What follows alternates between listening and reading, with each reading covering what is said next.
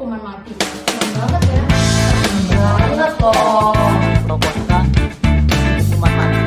Tidak melanggar hak asasi manusia. Halo semuanya, kembali lagi bersama kami di podcast Yosuka, podcast keren dan pastinya edukatif. Bersama kami host-host yang keren abis. Saya Sharon Aurelia, Saya Felicia Liora. Saya Gabriela Surjana. dan saya Ralda Ralimanurung. Nah, hari ini kami akan membahas mengenai salah satu hal yang menjadi topik cukup pro dan kontra di kalangan masyarakat, bahkan sampai dunia loh. Wah, pro dan kontra, apa tuh? Jadi hari ini kami akan membahas mengenai salah satu sanksi hukum, yaitu hukuman mati. Serem banget ya. Serem banget loh. Iya sih, hukuman mati memang menjadi pro kontra banget ya. Di Indonesia sendiri pun, hukuman mati masih diberlakukan dan menimbulkan pro kontra. Oke.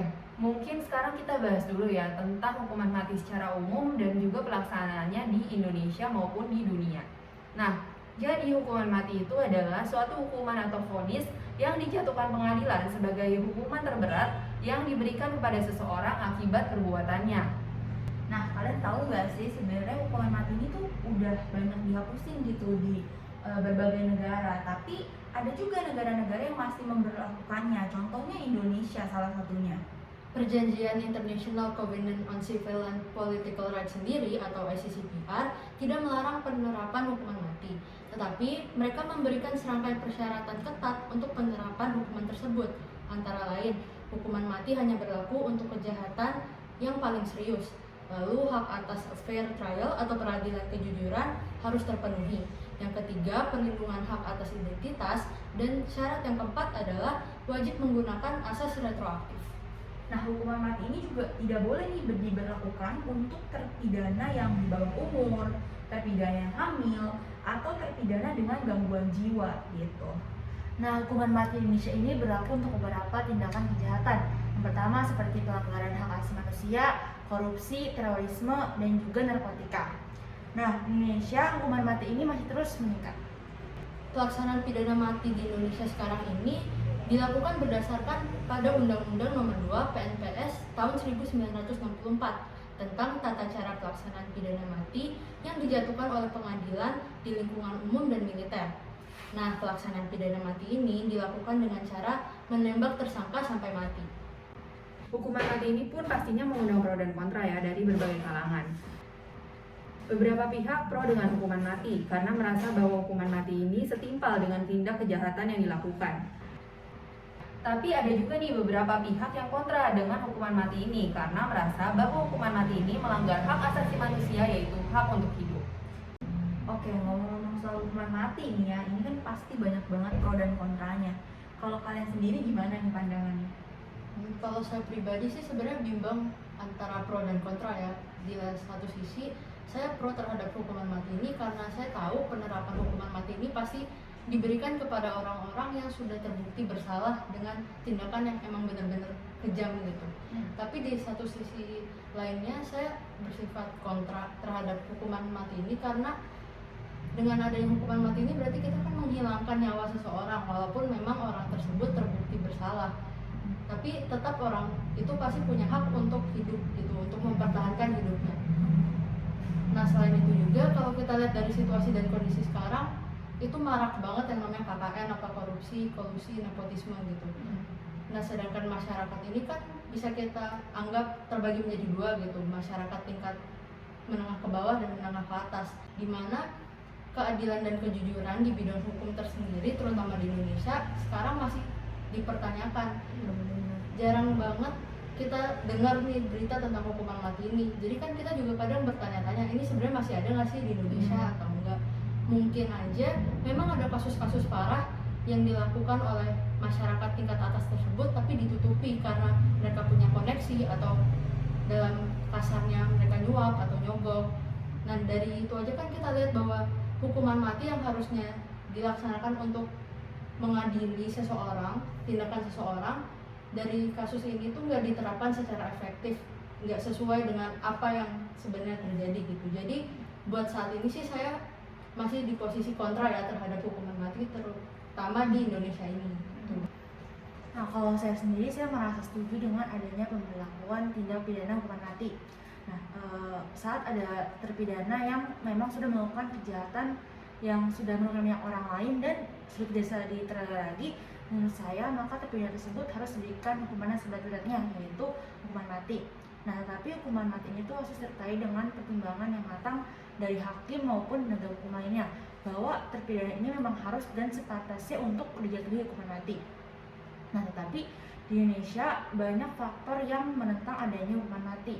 Nah, dari faktor-faktor ini saya berharap bahwa terpidana dapat diberikan hukuman yang setimpal dengan perbuatannya tanpa harus dijatuhkan hukuman mati. Nah, kalau dari Gaby sendiri gimana? Oke, kalau saya sendiri sih sebenarnya kurang setuju ya dengan adanya hukuman mati ini, alias agak kontra gitu ya dengan hukuman mati ini. Nah, jadi melihat dari pasal 28A UUD NRI tahun 1945 dan juga putusan nomor 23 PUUV 2007, di situ tuh tertulis bahwa hukuman mati ini tuh bertentangan gitu dengan konstitusi.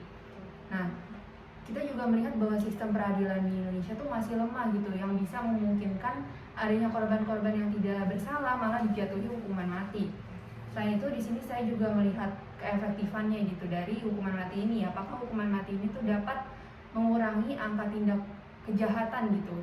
Padahal pada nyatanya kan angka tindak kejahatan tuh tetap aja bertambah gitu. Nah, walaupun saya kurang setuju gitu ya dengan adanya hukuman mati ini, tapi pelaku tindak pidana kejahatan tentunya harus dihukum sesuai dengan kejahatan yang mereka lakukan. Jadi saya berharap sih ada alternatif lain selain hukuman mati ini yang bisa membuat pelaku kejahatan tuh jera gitu dan tidak mengulangi tindak kejahatannya lagi. Selain itu saya juga berharap penegak hukum tuh bisa lebih tegas dan adil juga dalam memberikan hukuman supaya pelaku tindak kejahatan ini tuh tidak mengulangi lagi gitu kejahatan yang mereka lakukan dan merugikan banyak orang. Kalau menurut saya gimana? Oke, kalau saya setuju sama Rahel sih. Kenapa? Karena menurut saya nih, kalau misal orang yang divonis hukuman mati ini pasti udah ada perhitungan yang matang dan rinci gitu ya dari para penegak hukum.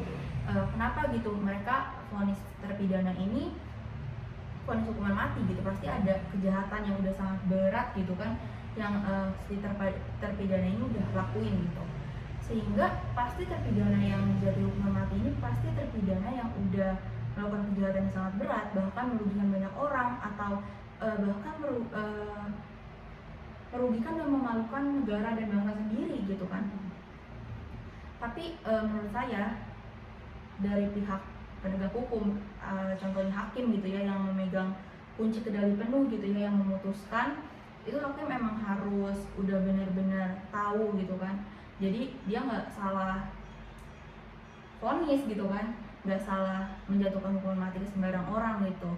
Tapi saya juga lebih menganjurkan cara lain sih yang lebih efektif dan lebih, ya kita tahu lah, maksudnya hukuman mati ini kan pasti menyangkut nyawa seorang gitu kan.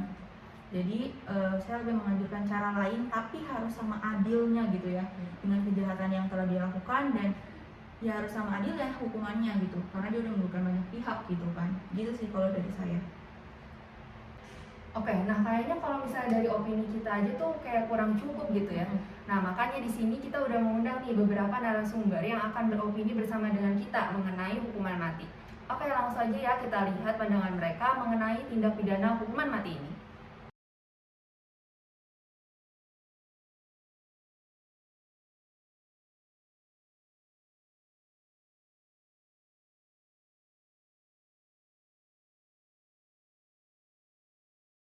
Nama saya Budi Siswono, pangkat Ajun Komisaris Besar Polisi.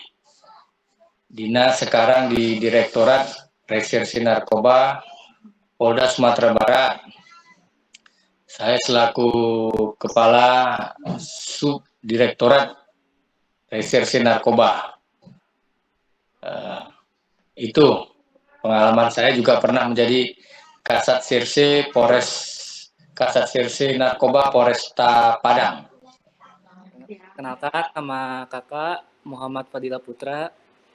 Saat ini kakak sedang menempuh pendidikan strata 1 jurusan ilmu hukum di Universitas Said Jakarta. Saat ini kakak sudah semester 6. Untuk pengalaman organisasi sendiri, dari tahun 2020 sampai tahun 2021, kakak menjabat sebagai Departemen Humas di BEM Fakultas Hukum Universitas Said Jakarta. Untuk 2021 sampai saat ini, kakak menjabat sebagai Ketua BEM Fakultas Hukum Universitas Said Jakarta.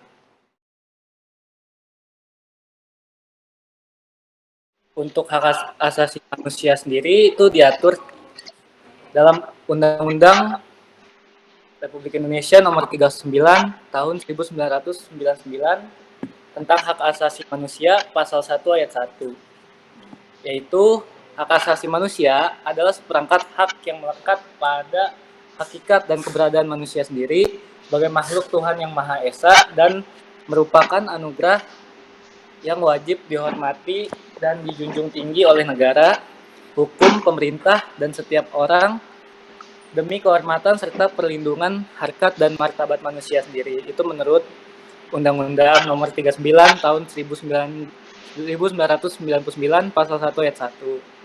Hak manusia untuk hidup sendiri itu terjamin dan diatur.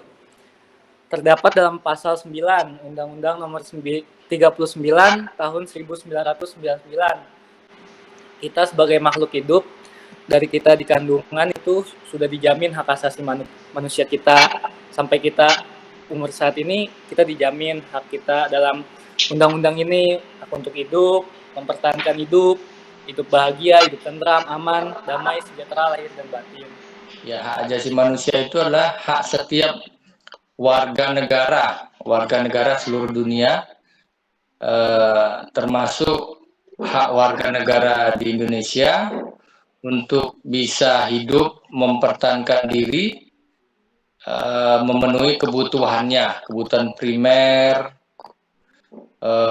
sekunder, tertier, dan sebagainya untuk hidup dan berkembang di masyarakat.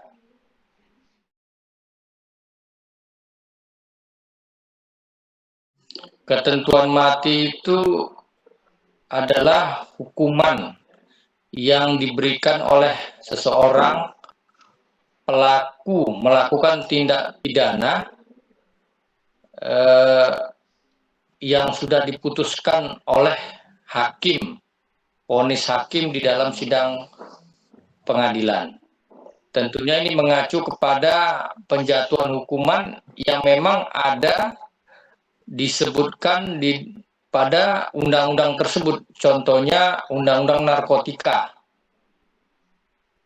tahun 2009, Undang-Undang Nomor 35 tahun 2009, bahwa ancaman hukuman bagi pengedar narkoba yang optimalnya itu dapat dijatuhkan hukuman mati.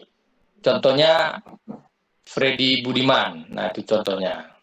Hukuman mati itu hukuman terberat bagi seseorang yang melakukan tindak pidana, melakukan kejahatan, menghilangkan banyak nyawa, kejahatan genosida, pengkhianatan terhadap negara, bakar narkoba, dan masih ada lagi sih sebenarnya. Dan selanjutnya itu tentang pelaksanaan proses hukuman mati. Hukuman mati tersebut akan dilaksanakan setelah permohonan gerasi tersangka. Gerasi tersebut ditolak oleh pengadilan dan juga ada pertimbangan gerasi oleh presiden. Tersangka dan anggota keluarga dari tersangka akan diberitahukan terlebih dahulu sebelum korban dieksekusi mengenai hukuman mati tersangka dalam hukuman mati dalam waktu 72 jam sebelum eksekusi berlangsung. Biasanya itu pelaksanaan hukuman mati dilakukan di Nusa Kambangan ya, di suatu pulau. Di situ ada lapas Nusa Kambangan. Itu kebanyakan yang ditahan di situ napi-napi kelas berat semua ya. Kasusnya udah seperti bandar narkoba, udah parah dah. Para tersangka akan dibangunkan tengah malam dan dibawa ke lokasi yang jauh dan dirahasiakan. Jadi tidak ada yang tahu di mana dia dieksekusi, pokoknya ya di sekitar Nusa Kambangan itu. untuk dilakukan eksekusi oleh regu tembak. Metode ini tidak diubah sejak 1964 sampai saat ini masih sama caranya sampai sekarang. Kemudian tersangka akan ditutup matanya lalu diposisikan di daerah berumput. Juga diberikan pilihan tersangka untuk duduk atau berdiri. Jadi diberikan pilihan ya untuk mau duduk atau berdiri. Sang eksekutor akan menembak jantung tersangka dari jarak 5 hingga 10 meter. Hanya 3 senjata yang berisi peluru dan sisanya tidak sama sekali. Jadi misalkan dari semua eksekutor itu tidak semuanya di dalam senjatanya itu ada pelurunya. Jadi dia juga nggak tahu apa, misalkan gue eksekutor nih, gue megang senjata, gue nggak tahu di dalam itu ada peluru apa enggaknya. Jadi kalau yang ada peluru ya dia berarti yang eksekutornya.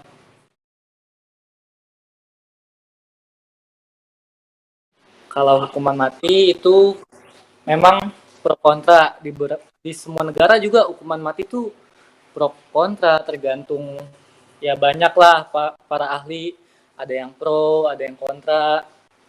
Perdebatan mengenai hukuman mati ini dari perspektif hukum asasi manusia itu menuai berbagai pendapat. Jadi intinya lah itu masih menjadi sebuah polemik lah tentang pro kontra hukuman mati sendiri. Hukuman mati ini tidak melanggar hak asasi manusia sepanjang yang dilakukannya itu adalah ada aturan hukumnya, dan hukuman mati yang diberikan itu adalah pantas diberikan oleh orang tersebut. Contohnya, kalau narkoba ini kan yang dirugikan adalah hajat hidup orang banyak. Generasi muda, generasi yang dirugikan. Tentunya pertimbangan hakim menjatuhkan hukuman mati untuk pelaku narkoba ini menurut saya sudah sesuai. Ada diterapkan beberapa kasus penerapannya ada, ya, hukuman mati itu contohnya terhadap bandar besar narkoba beberapa kali. Terhadap warga negara Indonesia juga pernah dilakukan karena melakukan tindak pidana sebagai pengedar narkoba. Juga terhadap orang asing yang melakukan tindak pidana narkoba di Indonesia. Ya, itu salah satunya, contohnya ada tindak pidana narkoba.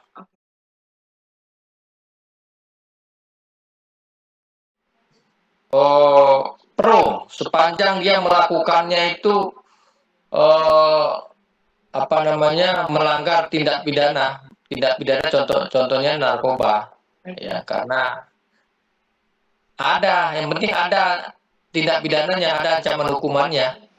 Kalau saya pribadi, saya melihat dulu dari kasusnya. Contoh kayak bandar narkoba, saya kesel banget sama bandar narkoba tuh. Bagi saya dia layak dihukum mati kalau menurut saya ya. Karena apa?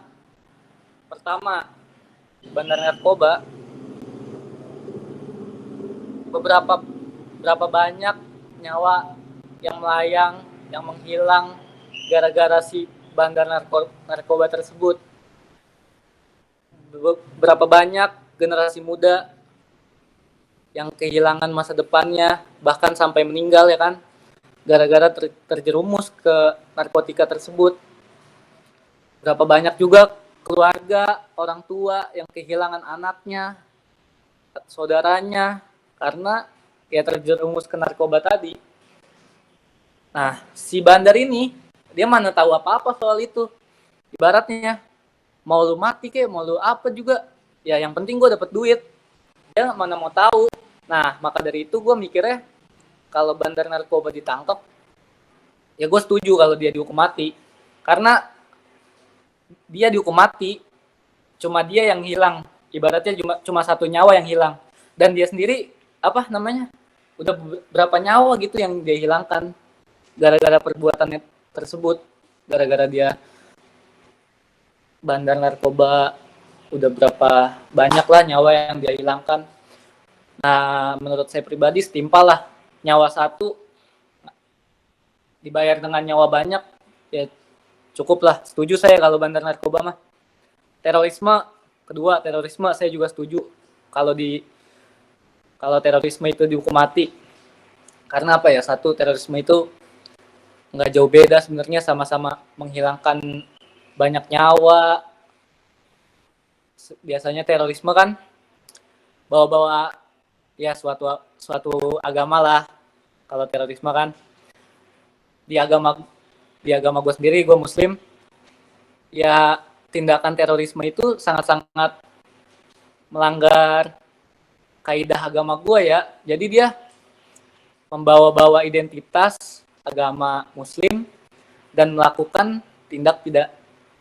melakukan terorisme, dibantai orang-orang dengan nggak jelas maksudnya. Itu gue setuju juga terorisme dihukum mati. Itu sih menurut gue. Terorisme dan bandar narkoba, pengkhianat negara, gue setuju dihukum mati.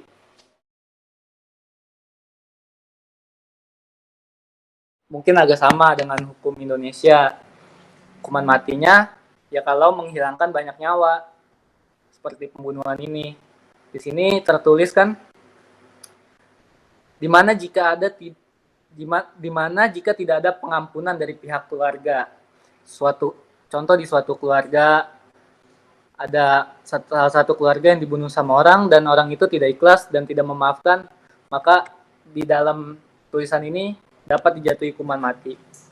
Atau nggak ikhlas lah kitanya, nggak ikhlas gue, pokoknya lu nyawa belas nyawa, kasarnya gitulah.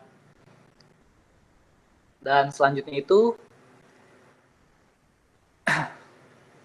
mana nih? Dalam Islam, hukuman mati hanya bisa ditegakkan oleh pemerintahan Islam, di mana konstitusi dan undang-undang yang berlaku adalah hukum Islam.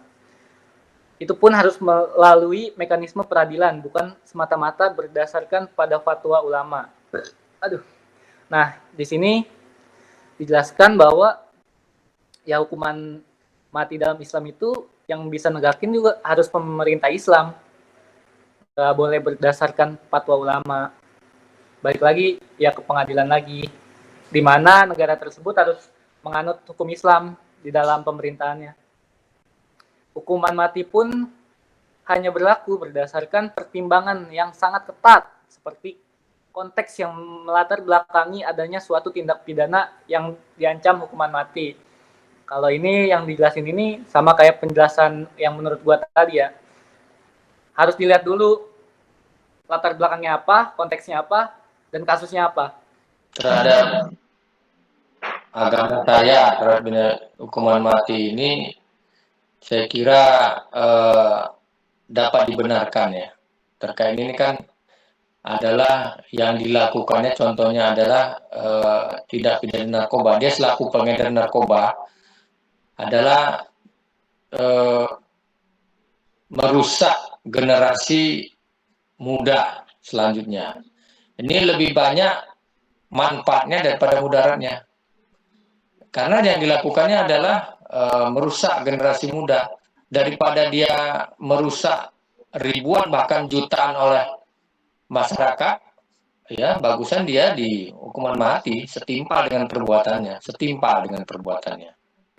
Oke, jadi tadi kita kan udah bincang-bincang seru nih sama dua narasumber kita yang ngerti banget gitu tentang hukum. Tapi kalian penasaran gak sih hukuman mati dari sisi keagamaan, khususnya pandangan gereja sendiri itu gimana? Penasaran banget dong, gimana sih? Oke, jadi pada kepemimpinan Paus Yohanes Paulus II, Katekismus Gereja Katolik menyatakan bahwa hukuman mati diperbolehkan dalam kasus-kasus yang sangat parah kejahatannya. Gereja mengajarkan bahwa hukuman mati diperbolehkan hanya apabila identitas dan tanggung jawab pihak yang bersalah telah dipastikan sepenuhnya. Dan apabila hukuman mati tersebut adalah satu-satunya jalan untuk melindungi pihak-pihak lain dari kejahatan pihak yang bersalah ini. Namun, apabila terdapat cara lain, cara-cara ini tentunya lebih dipilih daripada hukuman mati, karena cara-cara ini dianggap lebih menghormati harga diri seorang manusia dan selaras dengan tujuan kebaikan bersama. Tapi nih, pada kepemimpinan Paus Fransiskus yang sekarang ini, ajaran gereja yang terdapat dalam Katekismus Gereja Katolik nomor 2267 menyatakan penolakan yang keras loh terhadap praktik hukuman mati dalam kasus apapun gitu. Ajaran baru ini tuh menyatakan kebijakan sebelumnya itu sudah kuno dan ada cara lain untuk melindungi keselamatan bersama. Dan gereja harus mengkonsentrasikan diri untuk menghilangkan hukuman mati. Gereja Katolik berusaha menghapusnya, mengubah ajaran resmi gereja, dan mengerti bahwa kehidupan adalah sesuatu yang sakral dan negara tidak boleh mengeksekusi nyawa seseorang. Gitu. Nah, ada pandangan lain nih dari Uskup Agung Jakarta, yaitu Monsinyur Ignatius Suharyo. Beliau menegaskan bahwa sebenarnya Gereja Katolik menolak penerapan hukuman mati yang dilakukan tanpa kualifikasi apapun. Monsinyur Ignatius juga menjelaskan bahwa Gereja Katolik menolak hukuman tersebut karena gereja berpandangan bahwa setiap orang harus menghormati hidup manusia dan hidup adalah suci karena hidup merupakan hak asasi manusia yang diberikan langsung oleh Tuhan.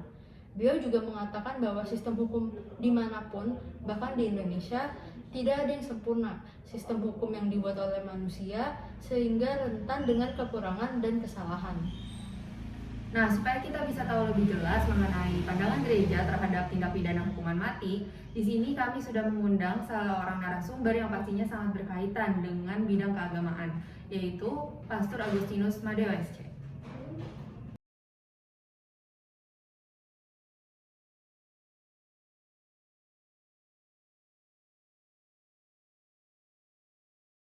Nama saya Agustinus Made. Terus menjadi pastor udah lama banget. Tapi sekarang tahun 77, 45? Tahun. Iya. 45 tahun. Umur saya udah masuk ke 80. Saya tahun kelahiran tahun 23 November tahun 1942. Jadi udah kok tamat.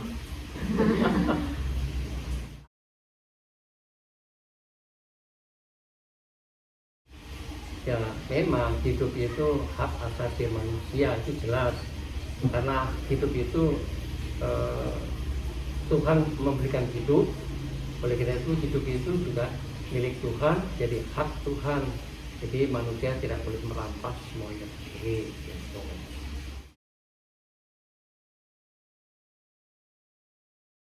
Ya sebetulnya secara pribadi saya sendiri tidak setuju, karena ya hukuman mati itu merampas hak Tuhan. Tuhan menghendaki manusia itu hidup. Jadi Tuhan menghendaki manusia itu hidup, dan juga Tuhan menghendaki manusia itu hidup selamat, dan bahkan selalu membantu agar manusia itu segalanya selalu sejahtera. Gitu. Jadi Tuhan itu senantiasa memberikan yang terbaik kepada manusia. Jadi hidup sejahtera,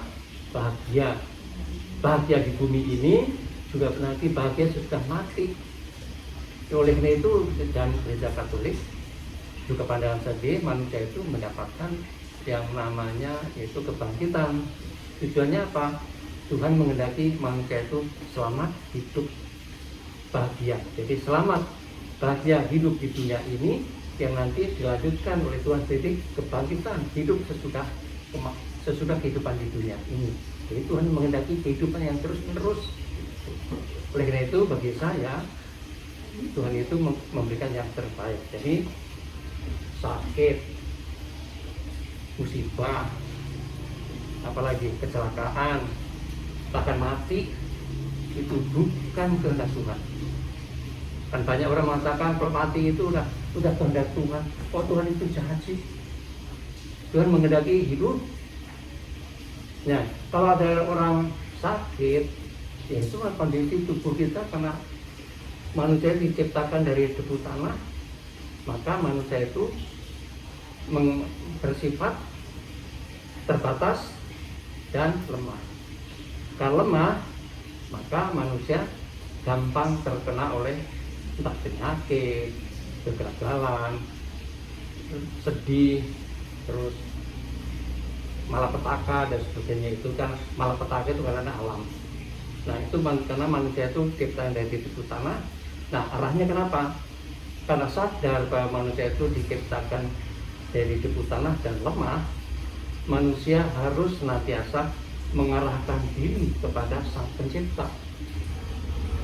Mengarahkan diri itu artinya ya berserah diri yang memberikan hidup, memberikan kekuatan yaitu Sang Maha Hidup, yaitu Tuhan. Yang kedua, manusia itu terbatas kemampuannya, terbatas segala-galanya, juga terbatas hidupnya karena diciptakan dari debu tanah. Nah, oleh karena itu ya karena tubuh yang diciptakan dari debu tanah ini akhirnya juga suatu saat akan roboh, mati. Jadi mati itu sebetulnya bukan kehendak Tuhan, tapi kenyataan tubuh tidak mampu menyangga yang hidup, entah karena ya sudah tidak mampu, entah karena penyakit, entah karena terlalu renta, dah tua, roboh. Namun Tuhan menghendaki manusia jangan mati. Nah, memberikan rahmat kebangkitan itu, dihidupkan kembali, jangan sampai manusia itu habis binasa. Nah, oleh karena itu manusia itu setiap saat harus ingat dan mengalahkan diri kepada yang maha tak terbatas, yaitu Tuhan. Jadi manusia itu, jadi hidup adalah segala. Oleh itu kalau kadang kalau mati ya sudah seolah kehendak Tuhan. Enggak, Tuhan nggak memberi kematian loh. Orang Katolik, orang Islam, semua agama terlalu gampang takdir manusia hanya satu. Manusia ditakdirkan untuk bahagia dan sejahtera. Itu maha baiknya Tuhan. Nah, bahagia dan sejahtera itu tidak jatuh dari langit, tapi harus diperjuangkan. Oleh itu hidup adalah perjuangan untuk mencapai hidup yang lebih baik. Nah, untuk perjuangan itu Tuhan tidak membiarkan manusia itu berjuang sendirian. Tuhan memberikan bekal. Bekalnya itu apa? Kemampuan, bakat, dan kemampuan, bakat, akal, dan roh. Roh itu yang membimbing manusia supaya manusia itu dibimbing oleh Tuhan dan dibimbing oleh Tuhan, maka manusia itu dibimbing rahmat Tuhan itu mampu mengembangkan kemampuannya, mengembangkan bakatnya. Nah, bakat dan kemampuan itu diatur oleh akal. Oleh itu orang bisa begini, membuat gini. Dari mana? Dari akal. Oleh itu anak sekolah yang penting bukan mencari angka, penting supaya akalnya itu semakin cerdas. Nah itu loh, banyak anak-anakmu itu yang penting nilainya bagus. Banyak orang pinter tapi tidak cerdas dan akhirnya tidak kreatif. Itulah Tuhan itu memberikan hidup, juga memberikan bekal supaya hidup hari esok itu lebih baik.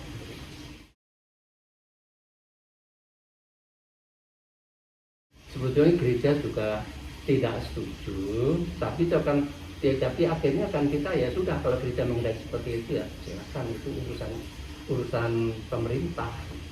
Tapi secara itu gereja sendiri memang tidak pernah menyetujui